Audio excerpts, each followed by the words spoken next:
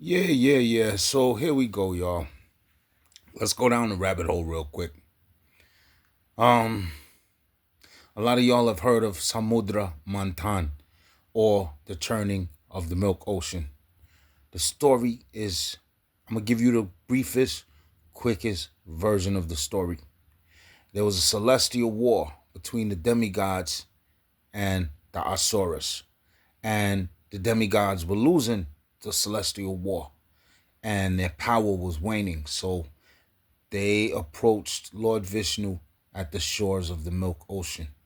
They said, Lord Vishnu, we're losing the battle with the demons. What do we do?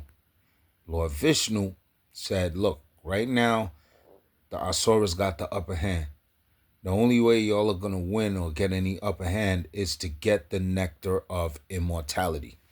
So, the nectar of immortality is known as Amrita, right? And what it does, it extends your lifespan even to the end of the universe. So it's not that you're immortal in the sense that you'll never, ever die, but you can live up to the end of the universe. So boom.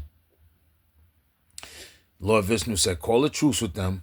You're going to have to churn the milk ocean in the cosmic. So the milk ocean is the cosmic ocean, right? You got to use a mountain called Sumeru. Sumeru is like the spine of the universe. It's also called Mount Meru. As a matter of fact, there's a Mount Meru in Africa that the first humans are said to have come from.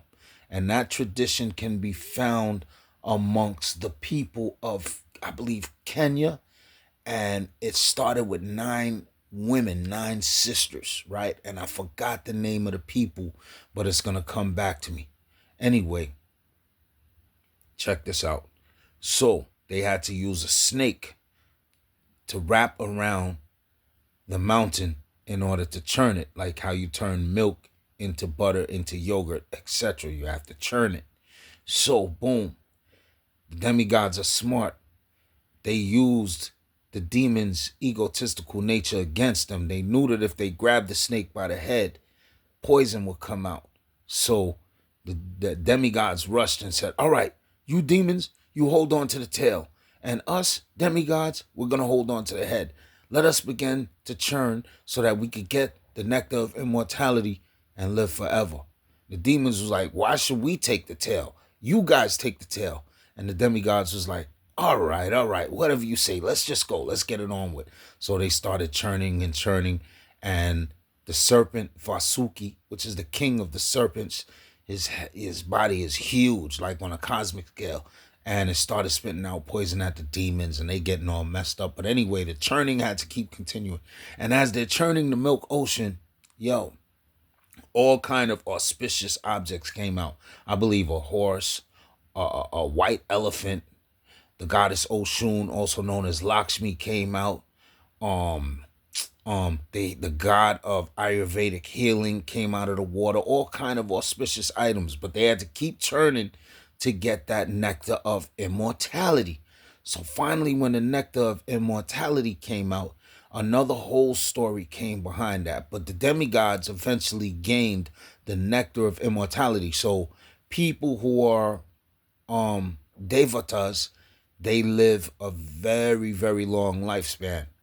And so to balance out the cosmic scale, the science called Sanjivani Vidya was given to the demons, because you can't just have one side. It will cause cosmic imbalance. So, and how they say power corrupts and absolute power corrupts absolutely. So in order for the cosmos to remain balanced, the demons were given the power of Sanjivani Vidya, or the power to resurrect the dead. So I'm watching Instagram just now, right?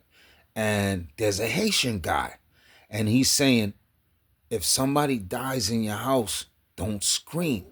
He said, take all of their clothes off and burn it with this particular leaf and read Psalms 49, and they're going to cough 7 times and come back to life.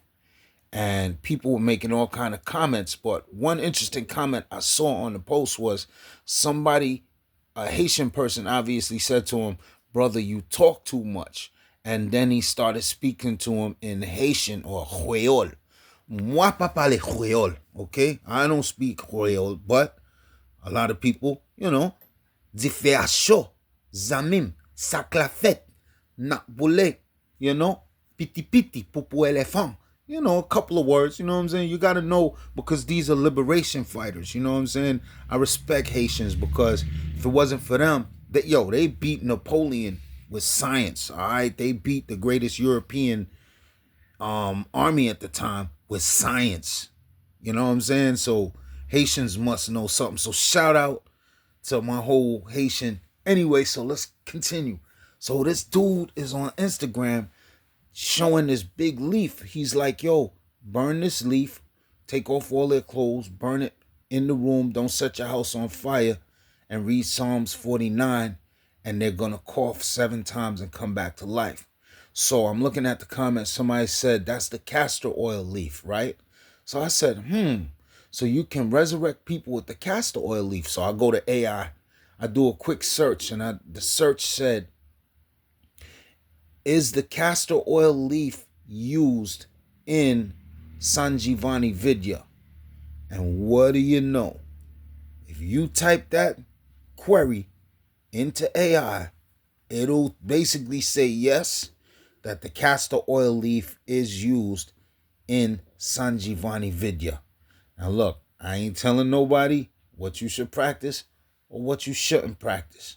But to see that there was a direct connection with the castor oil and the castor oil leaf and the science of resurrection should tell you something.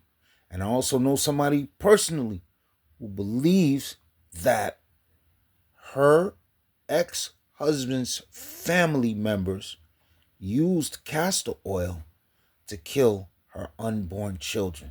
Not once, but twice. So take it for what it's worth. There's some deep science, a connection between castor oil and life and death.